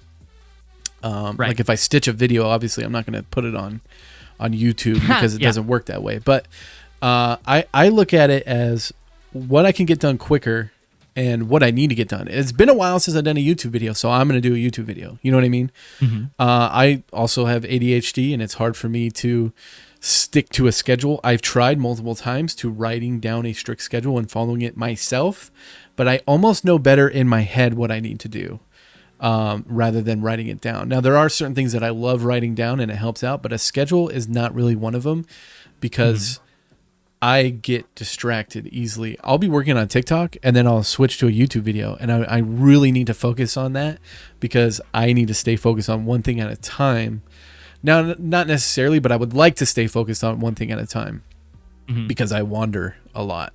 So yeah, it really just depends on what platforms you want to focus on mainly. So like we talked about earlier, 3 platforms to me is plenty. I got Twitch, YouTube, and TikTok. And then on top of that, I consider my Guilded and Discord a platform, but I think it's a little bit different. It's a little bit different. So, what platforms do you want to focus on? Focus on 3, maybe 4 key ones. But, I think we're all learning. We're all learning together, and there's no right or wrong way. I learned a lot from my analytics. So I'll say, okay, what days works best for this? What times work best for this? So if I can get a video out in the morning on TikTok, because I know it'll do better if I post in the morning or really late at night for some reason. It's not for some reason. That's just when people are active most. You know what I mean? Yeah, apparently. Yeah. And it's hard being on the West Coast because what's early for me is like noon for other people. You know what I mean? So I think I live in this weird time zone. Anyway, I'm just rambling again. That's what I do. But anyway, that's all right. I think it's valuable. What you're saying is valuable. Yeah. Panjecture says you put down wake up on your schedule. Isn't that a given? Well, listen, sometimes I do have to schedule or think about when I need to wake up, because it's not always like when I roll out of bed. Like, obviously, with not having to be up at 9 a.m. anymore every 8 a.m. every morning for a day job, a desk job, I do have a little bit more flexibility in when I wake up, but that's also why I schedule it in, because sometimes I'm like, wow, I actually, like, for example, Alex is Australian. I stayed up all night working on this video with her. I only slept for 2 hours. And so I went to bed at like 7 a.m, and then slept for 2 hours and then got up for this podcast, or slept for 3 hours and got up for this podcast. So right. I saw you on Discord probably at like, I don't know, it was like 1 a.m., 2 a.m. my time, and I was like, well, he's staying up late too, you know. I'll see you in the morning. I can function off 4 hours of sleep. And so it was one of those things. I'm probably gonna go to bed. I have to. The worst problem is I have to be somewhere this evening, so I'll probably after I get done streaming after this, I'll probably head back to sleep for a couple more hours. Catch a nap, before I have to be somewhere. Sleep is important. So yeah, sometimes I do have to like think ahead, like, okay, I should be up by this time. And also, sometimes if I don't do that, I'll wake up and then I'll lay in bed browsing Twitter for an hour or 2 or 3. If it's bad enough. Yeah. And so that's never good. So sometimes I do schedule like get out of bed, even if that's not when I wake up, you know? Yeah. My biggest issue is consistency of posting social media / streaming, because I have a 40-hour a week job that is not guaranteed not a guaranteed set schedule. Makes being consistent really tough. And I know consistency is a major plus for growth. So consistency is talked about a lot, right? And I think consistency is a word that probably needs to be broken down a little bit more than it is, because consistency is, I think, more broad than a lot of people think. I think if you're streaming, a lot of people can't set a schedule. I don't have a Monday, Wednesday, Friday at 9 a.m. schedule, but I stream 3 days a week. Typically Mondays, or typically Tuesdays, we do the podcast. That's kind of my consistent thing. And then I'll stream maybe Wednesday and Friday, or Thursday and Friday. You know, that's not always the same, but it's pretty consistent. You know what I mean? I think as you become a full-time creator, you can be more consistent. But I think as a growing streamer, I think the word consistency is important, but it could be a little bit more relaxed than I think a lot of people get stressed out on that word, including myself. And I'm speaking from experience. It's like, I have to be here at this time for my audience. Not necessarily. You know what I mean? Right. Yes and no. He says that wasn't really a question, but but no, it's tough. It is tough. Yeah, I think consistency really should be thought of more about in the context of progress rather than in the context of structure. Yeah. You know, structure is good, and it is good for people. Like, if you've got a consistent stream schedule, it is good to have people expect you at a certain time. But, you know, Matt, you know, I did have until I went full time. I'm actually a little bit more flexible now. I did have a super strict streaming schedule. And Matt doesn't, and we're both running channels of about the same size, at about the same, and growing at about the same speed. So it works better for different people and in different ways for different people, and there will always be a way of making it work in that way. For me, consistency means showing up, and that can mean posting even though you struggled to find the time for it. You know, posting a tweet at 1 a.m. even because that's the time you found the time to post a tweet. You know, right. Posting a TikTok at a suboptimal time, if that's what you have to do. Yeah. Being late on your YouTube upload, but still getting the YouTube video done because you worked in some time between your shifts or whatever to work on the YouTube video, even though it was inconvenient. You know, that's what consistency means to me. It's more of in the lines of showing up, in the idea that you are really putting in the work when you can, right? Even if you don't have a whole lot of control over when that time is. Also, yeah, definitely, I agree with that. Also, it could be about the content that you make should be consistent as well. So if you're a chatting streamer and people are used to you doing what you're doing, that's why they're there. That's why they continue to show up. Now, it's good to try new things, but you should also stay consistent within your niche. So consistency, as long as you're staying semi-consistent on your schedule, it's also good to stay semi-consistent on your content. Try new things. As a smaller streamer, we have more. I don't like using the word streamer. As a smaller content creator, we have a little bit more leeway with trying different things within our niche.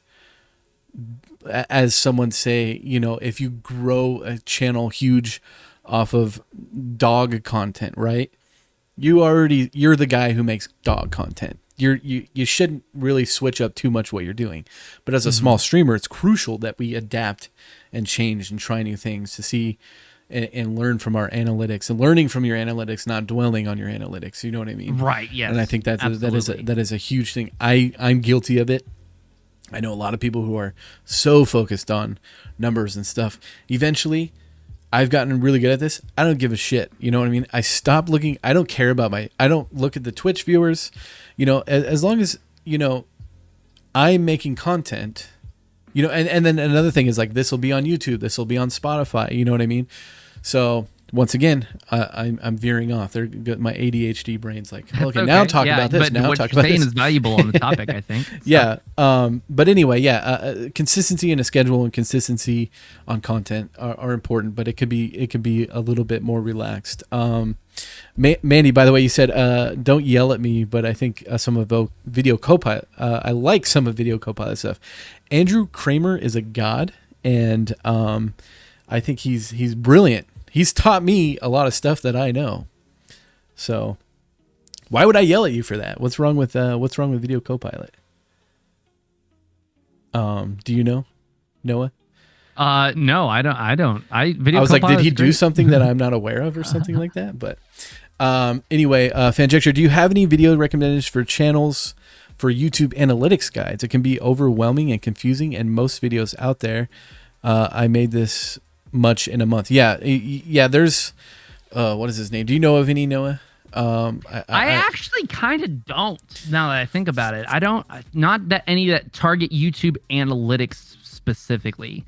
It's kind of just something that it's really hard to teach YouTube analytics because it's so unique to you. You kind of just have to learn what the target's metrics are that you really need, that like all the other metrics are dependent on, and then kind of work from there. It's kind of hard to say, especially when everybody's content is different. Like I know Fanjector does a lot of live stream content on YouTube and fashions his live stream content into something that can live as a video, and that's not super common on YouTube. And so those analytics are going to look different than most YouTube channels, I think. Right. So it's hard to say exactly. I'm sure there are some videos out there that are probably going to be useful in learning what the key metrics are and how to interpret them. Mainly it's going to be watch time, watch percentage, things like that. But also Nick Nimmin has a lot of great videos on topics like that. So yeah. So if I were to recommend anybody, I know there's more out there probably than this guy, but I do find myself watching a lot of Nick Nimmin's videos. So if you're looking for someone there, this is his page.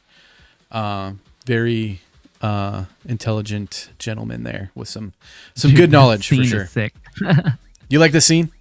It's I don't use it very often, but I was thinking my podcast looks scuffed compared to yours, dude. No, dude, I like yours. I like how yours is vertical and it looks like you guys are talking to each other. I like yours. Don't have the no imposter syndrome on your own shit. I like yours. Had to throw together. I did a scene like this one time on one of my podcasts, and I had to just kind of throw it together, just kind of threw us in the corner. And so this was. I look at this, I'm like, oh, this looks sick. Whoops. Sorry about that. I left the intro on. But anyways. Oh, whoops. Are you going to be streaming there, Noah?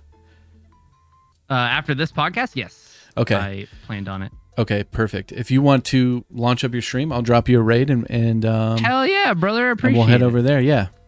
No, I'm not a fool that I call this guy Master. Yeah, don't call me Master. This guy, Jabba's always calling me Master. I said pick a different word. We're Jedi Knights. I don't know that we're masters yet.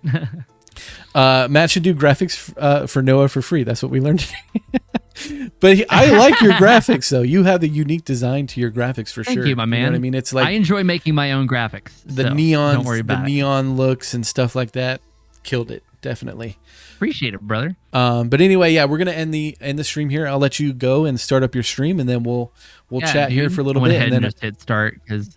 Oh, gotcha. Why not? Right. For sure. Yeah, start it up, and then we'll drop the raid on over there. All right, brother. Yeah. Thanks for being on the show today, everyone. Yeah, thanks for having me. If you have a link tree or anything, you can feel free to drop it in chat. I do have a link tree. Holy shit. Yeah, I should have asked you. I usually ask people if they have a link tree. What's up, Zach? What's cracking, brother? Yo, I kind of completely forgot I had a link tree. Yeah, drop the link tree so people know where to find all your stuff. Yeah, brother. Yeah, here it is. I got the M50 Mark II. Hell yeah, that's awesome, dude. That has everything from my Twitch channel to my business email. So you'll find all my social medias there, the Discord, everything. So Patreon, perfect. It's all there. So perfect. Appreciate it, brother. Grats, Zach, on the new cam. Congratulations on that. Should be pumping out some pretty nice looking content now. Greg, you take it easy too, man. I appreciate you guys being here. Everyone who's been here, Jabba, Zach, Mandy, Wheatbread, Finjecture, Beasto, all you guys, thank you so much. I appreciate all of you. Wouldn't be doing this unless it was for you guys for sure. So, I didn't record locally. Do you think I could get this recording or whatever, for sure. Or whatever you edit or something? Yeah, I usually download the VOD. I don't record it just because I can download the VOD. And then I'll just download the VOD and give you a copy of it. Sick, brother. I appreciate it. Yeah, no worries. All right, that's dope, man. All right, guys, we're gonna drop a raid on NeatOnTheRocks. I gotta change. I forgot to change the title and shit on my stream for sure. Podcast After Party. How about that? Unfortunately, I'm getting some furniture delivered. I'll try and pop in for a little bit. That's all good, brother. But I gotta move some furniture around. Yeah. We're getting a dresser, so I gotta bring the old TV stand out and do all that fun stuff. But anyway, Noah, once again, thanks for being here. I appreciate you. Thanks for the great podcast today, and all the insight. Everyone else, thanks for being here. Enjoy the after party. I'll pop in for a little bit, and we'll catch y'all later. Yeah, brother. I'm gonna hang up the Discord call so it doesn't get all weird. That's good. Yeah. We're good. All right, later, man.